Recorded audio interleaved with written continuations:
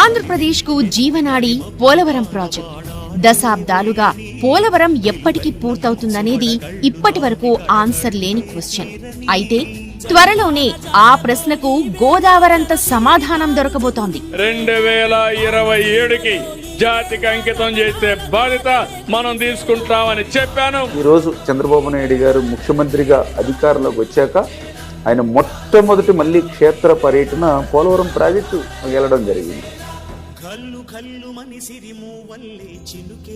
మరో 2 ఏళ్లలోనే పోలవరం పూర్తి చేయాలని సంకల్పించింది ఏపీలోని కూటమి ప్రభుత్వం. 50 లక్షల క్యూసెక్కుల వరద నీరు వచ్చినా కూడా తట్టుకుని దాన్ని డిశ్చార్జ్ చేయటం, అంటే దిగువకి వదలగలిగిన 48 రేడియల్ గేట్ల నిర్మాణంతో ఈ డ్యామ్ అనేది కంప్లీట్ అయిపోయింది, పూర్తిగా కంప్లీట్ అయిపోయింది. 2014-19 మధ్యలో 75% అయితే ఆ తర్వాత దాన్ని నవయుగ కంపెనీ మొదలు పెడితే మెగా కంపెనీ దాన్ని 2021లో పూర్తి చేసింది.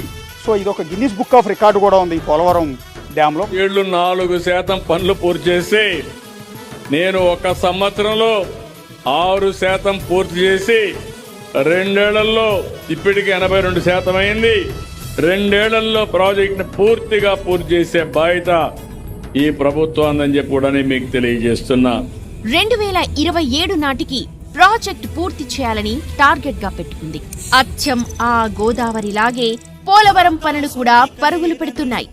ఏపీలో కూటమి ప్రభుత్వం కమిట్మెంట్, కేంద్రంలో ఎన్డీఏ సర్కార్ సహకారంతో ప్రాజెక్టు పనులు శరవేగంగా సాగుతున్నాయి. ఎట్టి పరిస్థితుల్లో 2027 నాటికి పోలవరం ప్రాజెక్టు ద్వారా ఆంధ్రప్రదేశ్ రైతుల పంట పొలాలకు నీళ్లివ్వాలని దృఢ సంకల్పంతో ఉంది ఏపీ ప్రభుత్వం.